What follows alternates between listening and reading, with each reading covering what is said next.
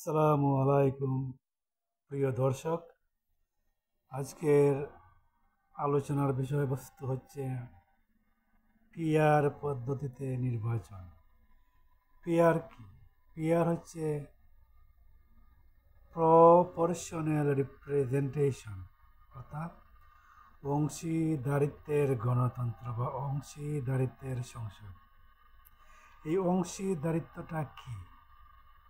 যেমন আপনিও ক্যান্ডিডেট, আমিও ক্যান্ডিডেট, খান, যদু, মধু, সধু, রধু সবাই ক্যান্ডিডেট, সবাই রাজনৈতিক দল আছে, সব পার্টি যাতে রিপ্রেজেন্ট করে।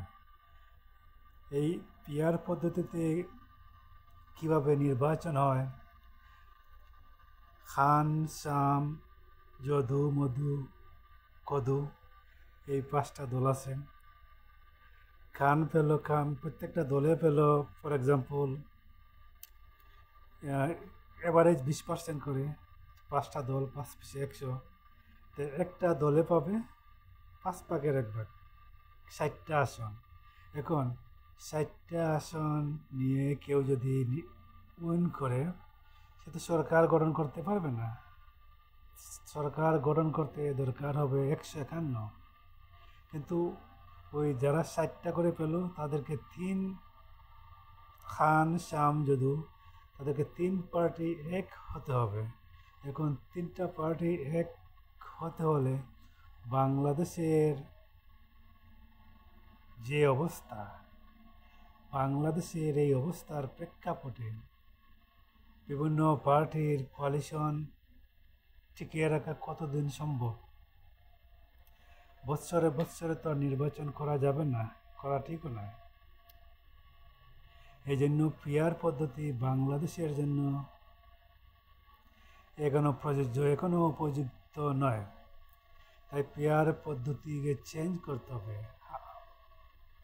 পূর্বের যে অবস্থা আছে সেই অবস্থাতেই রাখতে হবে। যারা মেজরিটি পাবে এবং 30%ও ভোট পাক, কিন্তু যদি তারা 151টা আসন ম্যানেজ করতে পারবে, তারাই সরকার পরিচালনা করবে।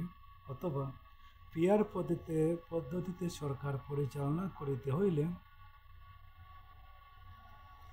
যদি মেজরিটি যে পার্টি পাবে, যদি 60টা পাইয়ে মেজরিটি হয়, তাদেরকে সরকার গঠন করার ক্ষমতা দিতে হবে। সরকারি যে রুটিন মাফিক যে কাজগুলো আছে ওইগুলো তারা করতে পারবে।